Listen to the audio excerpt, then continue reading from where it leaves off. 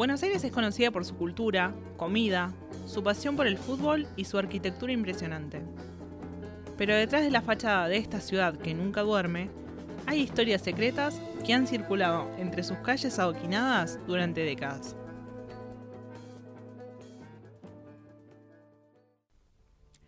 Hoy nos adentraremos en el lado oscuro de Buenos Aires, donde las leyendas urbanas se entrelazan con la realidad, con historias que te van a poner la piel de gallina.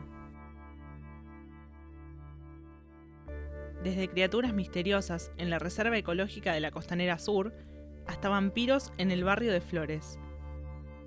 Vamos a descubrir los secretos más oscuros que acechan en las sombras de esta ciudad. Prepárense para un viaje lleno de suspenso, intriga y, por supuesto, ese toque de folclore porteño que solo Buenos Aires puede ofrecer. Somos Dani y Natu y les damos la bienvenida a Buenos Aires Oculta.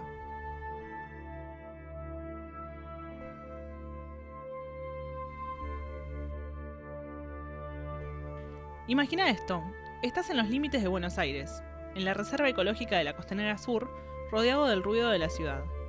Pero acá, la ciudad da paso a la naturaleza y al misterio. ¿Qué secretos se esconden en esta reserva? Se dice que el área está plagada de incendios misteriosos. Oficialmente, se culpa a empresas constructoras ambiciosas que quieren el terreno, argumentando que no es seguro para los visitantes. Pero ¿y si te dijera que algunos creen que hay algo más siniestro detrás de todo esto? Algunos vecinos sostienen que estos incendios son causados por jóvenes bajo la influencia del alcohol y las drogas, que encienden fogatas que después se les escapan de las manos.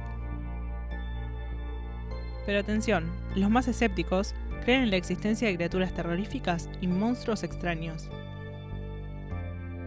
Y acá es donde entra en escena el famoso reservito, una criatura que mezcla rasgos de rata y perro que supuestamente acecha las lagunas de la reserva y tiene un apetito insaciable por la carne humana.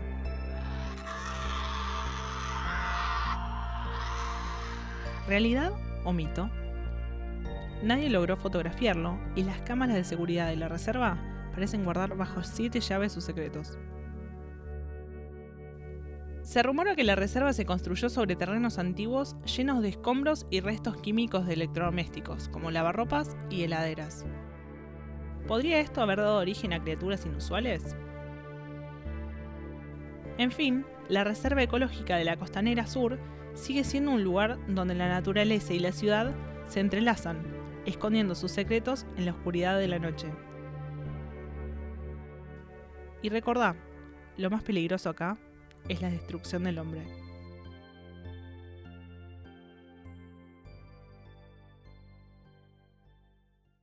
Le consultamos a Guillermo Barrantes, escritor, guionista, investigador y realizador audiovisual, sobre estas historias que nos relata en uno de sus libros titulado Buenos Aires es leyenda. ¿De dónde surgió tu interés por las leyendas de Reservito y el enano vampiro? Bueno, ambas historias, tanto la del enano vampiro como la del cerdito, surgieron eh, eh, el interés nuestro, ¿no? Para investigarlas cuando escuchamos algo acerca de ellas en los barrios, ¿no? Toda la etapa que nosotros definimos como casting de fantasmas, aunque no son fantasmas ni el enano vampiro ni el reservito, pero bueno, en esa etapa de casting de fantasmas, de buscar historias para el primer Buenos Aires es leyenda, en esa etapa fue que empezamos a recolectar rumores, empezamos a ir por los barrios, a recorrer toda la ciudad y, y en el caso del reservito, una de las primeras cosas que nos llegó de la historia para investigar eh, fue en una visita que hicimos a la reserva, leer en el cuaderno de visitantes, ¿no? No sé si lo siguen teniendo, pero en aquel tiempo tenían una especie de cuaderno del libro donde los que visitaban la reserva podían dejar anotaciones y había un par de anotaciones bastante misteriosas porque hablaban de esto, ¿no? De una especie de monstruo extraño, mitad rata, mitad perro, según algunos, este, que supuestamente había sido entrevisto en alguno de los paseos por la gente que dejó el escrito, ¿no? En el cuaderno en el libro. ¿Tuviste alguna experiencia sobrenatural cuando investigabas alguna de estas dos leyendas? No, no, es muy difícil saber cuándo uno vive este tipo de experiencias porque hay muchos elementos en juego, ¿no? La sugestión, eh, lo que cada uno piensa, ¿no? Cómo cada uno analiza un evento específico. Y yo soy muy científico a la hora de analizar eh, los hechos, ¿no? Porque además creo que ese respeto merece el lector, ¿no? Cualquier fantasma que flote, mejor dicho, cualquier sábana que flote no puede ser un fantasma, cualquier casa abandonada no puede ser una casa embrujada, eh, sino que tiene que haber una historia, tiene que haber testimonios, tiene que haber misterios interesantes a investigar. Y bueno, todo eso te pide pide que uno sea científico ante cada rumor, ¿no? Por interesante que sea. Eh, Así que digamos que no tengo la certeza de haber vivido eventos paranormales por lo menos en investigaciones relacionadas con Belek y con el Reservito.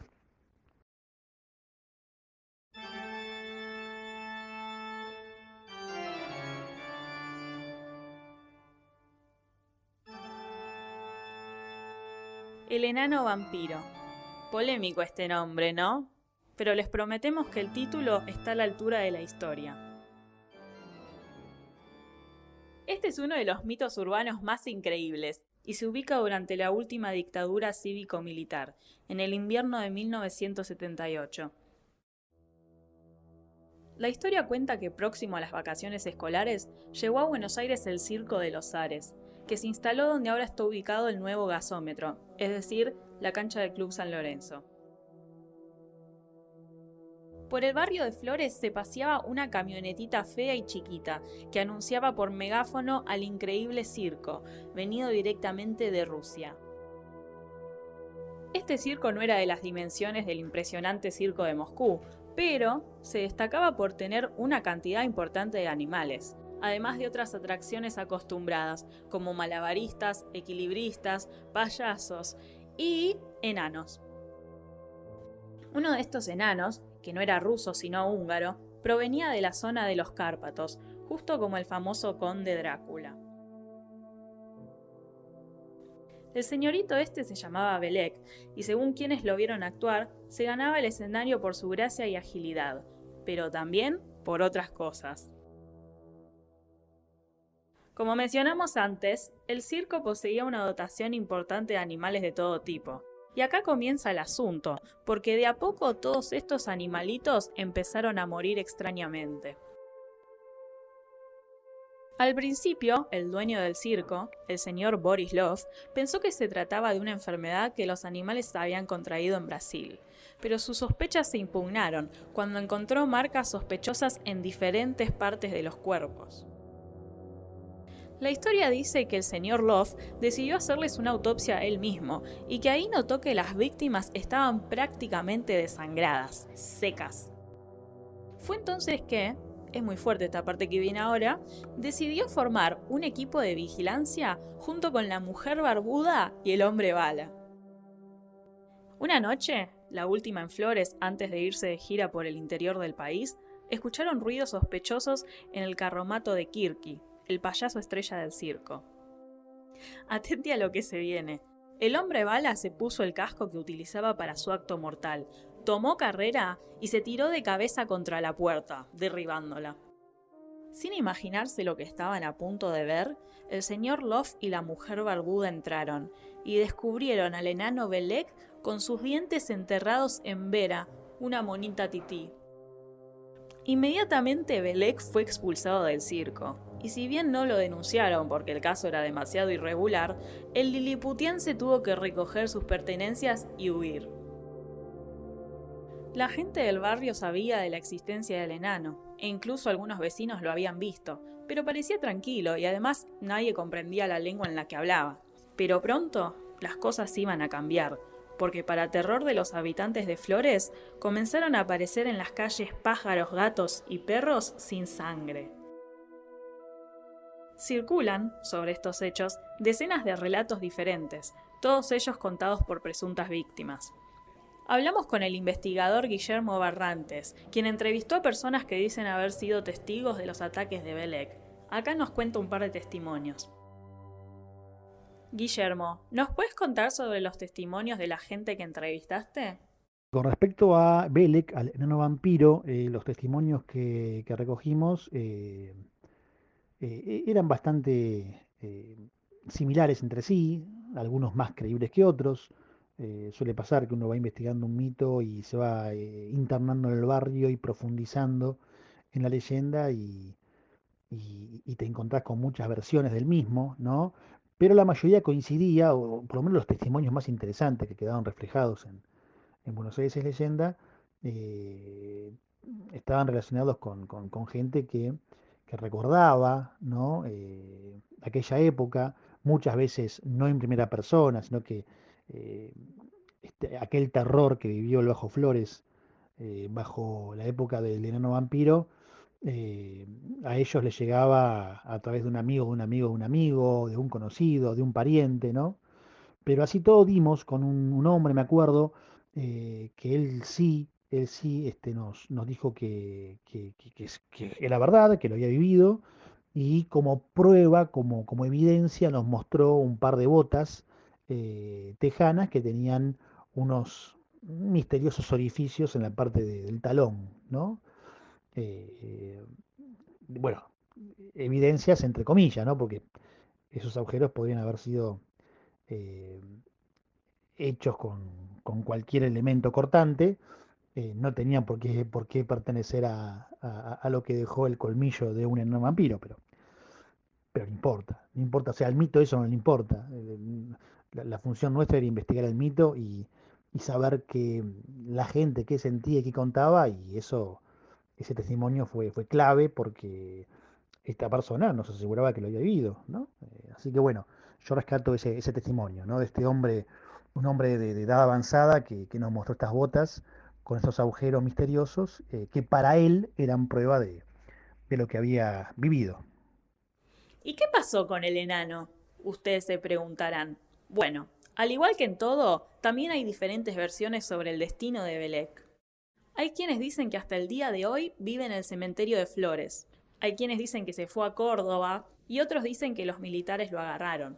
No nos quedaba muy claro el final de este suceso, así que le preguntamos a Guillermo. Y bueno, claro, como decíamos recién, hay muchas versiones de todos los mitos prácticamente. En el caso del enano vampiro y sobre todo con respecto a su final, hay varios destinos, ¿no? De todos, a mí el que más me gusta es el que asegura que sigue estando, ¿no? Es como mantener vivo al mito, que sigue estando en el cementerio de Flores. Incluso si uno se fija en la aplicación que tenemos todos en el teléfono de Google Maps, ¿no?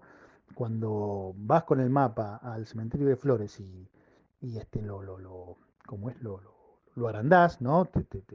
Te fijás bien en lo que hay en el cementerio a través del mapa, aparece en un momento como que hay un lugar destinado al enano vampiro, aparece el nombre de Belek en el mapa, así que ya es un mito que ha traspasado todos los límites, ¿no? Ya es parte de Buenos Aires. Agradecemos a Guillermo Barrantes por la buena onda y por haber charlado con nosotras hoy. Nosotras creemos que estas leyendas urbanas, ya sean chequeables o inchequeables, están buenas porque ofrecen una ventana a la psicología colectiva y contribuyen a la identidad local.